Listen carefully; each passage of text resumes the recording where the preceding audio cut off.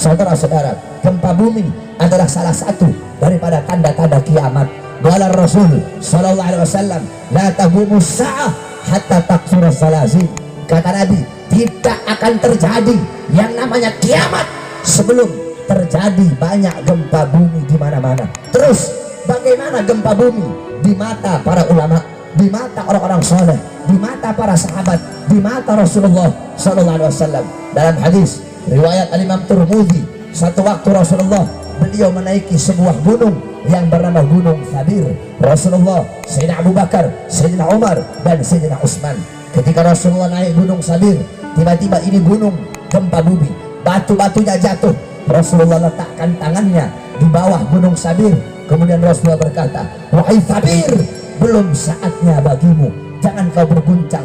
Wahai Thabir, sesungguhnya di atasmu ada seorang nabi, ada seorang yang siddiq, maksudnya Sayyidina Abu Bakar, dan ada dua orang syahid, yaitu Sayyidina Umar dan Sayyidina Utsman radhiyallahu anhuma. Tiba-tiba gunung Thabir tersebut pun langsung berhenti. Itu riwayat Al-Imam Tirmidzi, gunungnya Gunung Thabir. Kalau riwayat Al-Imam Bukhari Muslim, bukan Gunung Thabir, melainkan Gunung Uhud.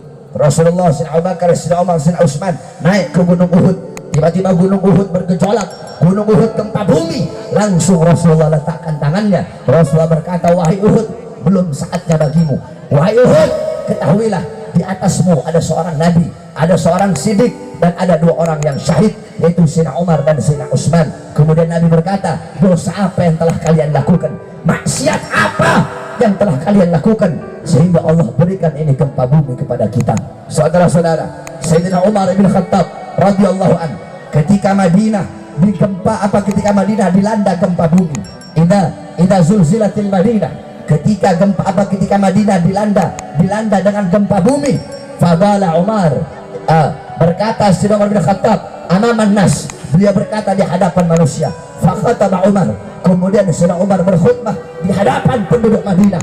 Apa kata beliau? Ya ahlal Madinah, ma'asra'tum ma'ahdastum, wahai penduduk Madinah, sungguh cepat apa yang kalian lakukan, sungguh begitu cepat perbuatan apa yang kalian lakukan.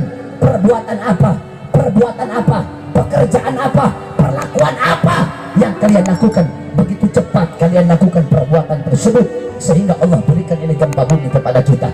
Wallahi lain adat, kata Sayyidina Umar, demi Allah, andaikan besok ada gempa susulan, andaikan besok ada gempa bumi lagi, la ukhrijanna min baini adhurikum, sungguh demi Allah, aku akan keluar di antara kalian. Aku nggak mau tinggal bersama kalian kalau besok ada gempa bumi lagi. Itu gempa bumi di mata Sayyidina Umar bin Khattab. Perbuatan dosa apa yang kalian lakukan sehingga begitu cepat Allah berikan ini gempa bumi kepada kita?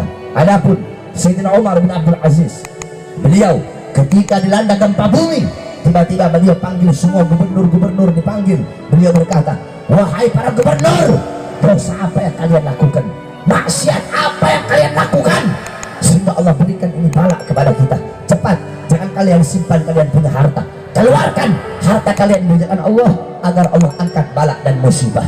Adapun menurut Al-Imam Ka'ab ibn Malik, gempa bumi tidak akan terjadi kecuali terlalu banyak hamba-hamba yang berbuat dosa di atas bumi sehingga bumi takut kepada Allah, bumi ketakutan sehingga bumi bergetar, bumi gemetar, makanya dia gempa bumi. Kenapa ini bumi bergetar bergoyang? Karena dia takut kepada Allah, terlalu banyak hamba-hamba yang berbuat dosa di atasnya.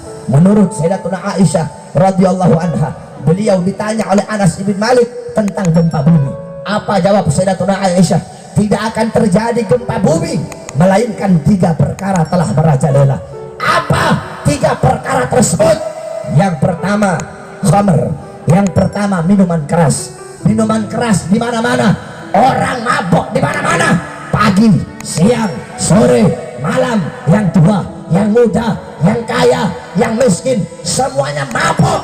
Mabok sudah tidak dianggap perkara yang haram, mabok dianggap perkara yang mubah, mabok sudah dianggap perkara yang dibolehkan sehingga orang-orang tidak lagi malu mabok di pinggir jalan, pagi siang sore mabok, pagi siang sore malam narkoba. Apabila khamr merajalela di mana-mana.